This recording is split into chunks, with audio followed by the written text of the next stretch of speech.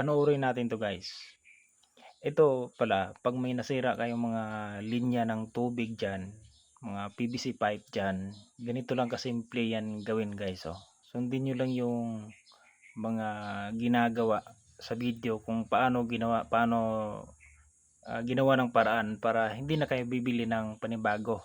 Kasi para hindi kayo gagastos ng mas malaki.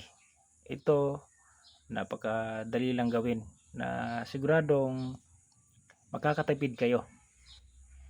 O guys, yung mga nasira nyong mga gripo, mga tubo, pipe sa linya ng tubig, ganito lang gawin guys. Siyempre, para hindi kayo mapagastos ng malaki. At kung talagang nagbabudget kayo, dahil siyempre nga, mahal yan, mga palitin na yan. Pero mahal yan, kaya kailangan lang paraan, gumawa ng paraan para makatipid. Ganito yung tamang paraan guys para makatipid kayo. Sundin nyo lang.